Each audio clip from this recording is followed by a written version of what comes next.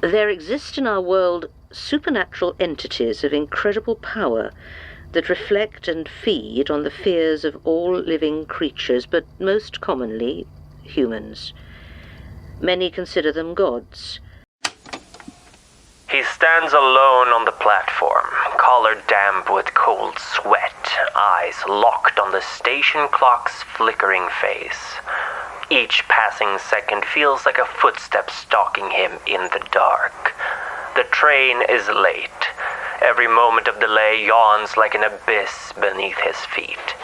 He taps the glass of his watch with a trembling finger, as if he might jar time back into motion. Around him the night air hangs heavy and still. Not even the distant hum of the city intrudes upon this bubble of waiting. In the silence he hears only the relentless tick-tick echoing in his skull, counting down something nameless. Above, beyond the starless sky, a vast void turns, a universe indifferent to one man's schedule. In that cosmic clockwork, he is nothing, a speck of dust caught in endless gears. A shiver runs the length of his spine. He is turning 40 tomorrow. He hasn't celebrated his birthday in over 7 years. They kneel amid shattered glass under the pulsing wash of blue lights, the metallic scent of blood thick in the air. Their gloved hands work with steady purpose inside the ruin of a stranger's chest. Torn flesh yields under practiced pressure. Once the sight of so much viscera would have made them retch. Now it hardly quickens their pulse. Beneath the harsh ambulance lamps, the victim's insides glisten pink, indistinguishable from a butcher's offal. Just meat, they think, distant and calm. Meat and bone and the cooling remnants of a person. The paramedic presses 2 fingers to a neck slick with blood. No pulse. There is only a corpse now, a collection of parts that moments ago dreamed, loved, screamed. They draw a sheet over what remains, their minds eerily still. In the silence that follows, they wonder if the only difference between a human being and a side of beef hanging in a freezer is warmth, motion, and the delusion that we are somehow different, special. The thought flickers through their tired mind and then is gone, leaving an emptiness as cold as the body at their knees. When she was 7, the earth swallowed her whole. With one careless step on a family hike, she plunged into a narrow crevice, down into lightless silence. She spent hours wedged between damp stone walls, screaming herself hoarse. No answer came from above.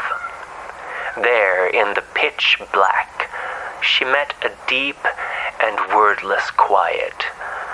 It wrapped around her shivering form like a blanket. Her eyes, wide and blind, began to conjure patterns in the dark. Imaginary stars behind her eyelids, shapes in the void that felt almost like friends. After an eternity, rough hands pulled her back into the whirl of light.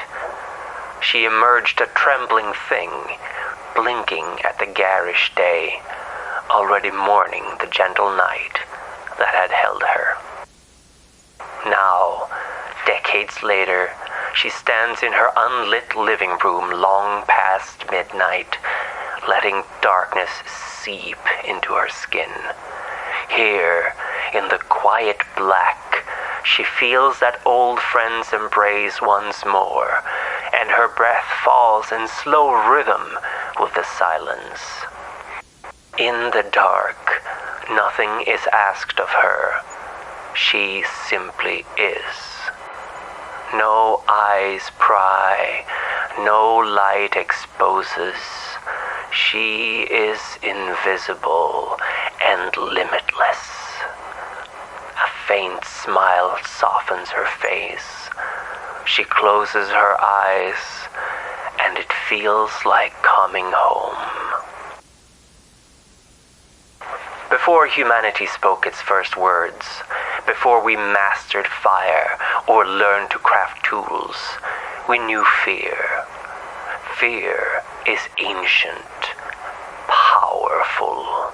From birth to death, our minds constantly seek escape from it. And if there is nothing to fear, we simply invent new, horrifying things to keep us up at night. What other creature contemplates its own insignificance, or fears unseen whispers guiding their every thought? What else but humanity is so deeply entwined in this parasitic symbiosis of unease? Would it surprise you that these fears have names? No, of course not. Nyctophobia, arachnophobia, scopophobia, clinical labels that attempt to sterilize our terror. Perhaps you know them intimately. Yet beneath these terms, real fear lingers, unmoved by our attempts to catalog it. Therapy, medication, they are all blankets covering our terror. But blankets fray. Beneath, fear waits patiently, ready for the smallest tear. A moment is all it needs. No one knows when they were first given names, or even when they were created. Fears began simple. Predators, pain, death. But as human lives grew complex, our fears multiplied, branching into endless horrors. Entities, dread powers, our fears made manifest. Loneliness, paranoia, decay, all reflections twisted by nightmare into something tangible. In a sense, they are us. Reflections distorted through a lens of nightmares, of primal dread magnified and fed until it becomes something else. Something greater, more terrible, and infinitely patient. They wait, lingering just beyond the edges of our perception, silent and watchful. And though we may pretend otherwise, we sense them. The chills down our spine, the inexplicable dread we feel walking down empty streets, the creeping anxiety that rises without reason, they are reminders. Subtle whispers that we are never truly alone in the dark.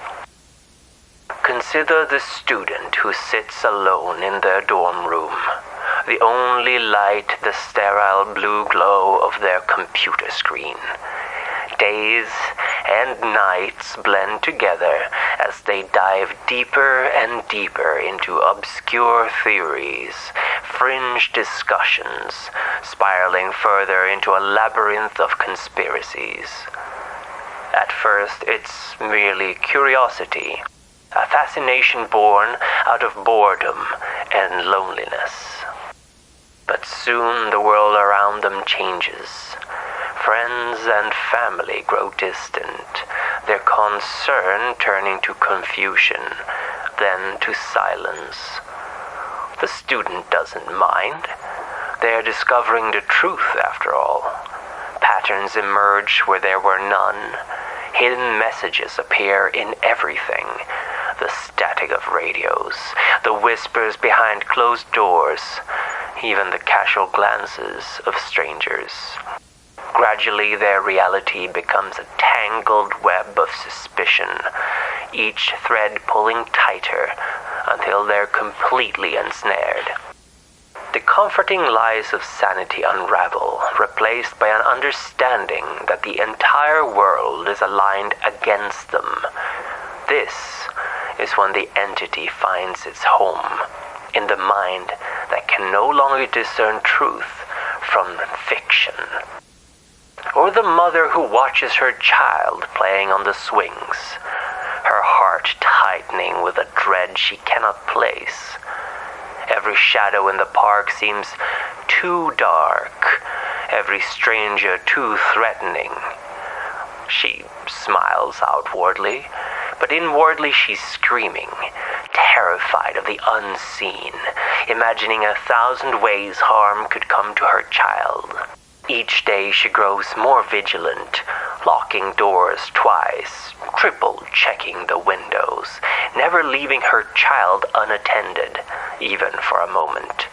Friends tell her it's just anxiety, normal parental worry, but she knows better. She can feel the danger pressing closer, encroaching inch by inch. Her nightmares are vivid, filled with impossible tragedies, every one feeling realer than the last. Soon reality itself begins to warp. Accidents almost happen. Narrowly avoided disasters seem orchestrated, her vigilance justified by near misses. But in truth, it is her fear itself that is drawing the danger closer, pulling in something that feeds off her terror, sustaining itself on her dread until, finally, inevitably, tragedy strikes, and she becomes an instrument of fear, her horror spreading contagiously from person to person. These entities, these manifestations, do not simply appear fully formed. They creep slowly, carefully into our lives. They grow and flourish in the shadowy corners of the human psyche. Like parasites, they attach themselves subtly at first, feeding on doubts, anxieties, and worries. They wait patiently, whispering gently, reassuringly, that our fears are justified, that paranoia is prudence, isolation is safety. They offer comfort in madness, solace in terror. And by the time their hosts realize something is terribly wrong, it's already far too late. But how do they choose? How do they decide who becomes their vessel, their avatar? It begins with a crack, an invisible fracture in the foundations of a person's life. Sometimes it's trauma, sometimes isolation, sometimes just the quiet desperation of an ordinary existence. That crack widens with each passing day, each moment of fear that person tries and fails to suppress. It's not about strength or weakness. Anyone can succumb. A priest questioning his faith, a veteran haunted by war, a child terrified by stories told to keep them in bed. The entities do not discriminate. They simply wait for the opportunity, the moment of weakness, the instant when defenses falter and fear floods in. Once chosen, their fate is sealed. Slowly, inexorably, their identity is consumed, replaced by something else. Something that speaks with their voice, moves with their body, but is no longer them. It is the entity's will that guides their actions now, driving them towards ever greater terror, spreading fear like wildfire among those who once knew them. And yet, despite this, there's a part of us drawn irresistibly towards the darkness.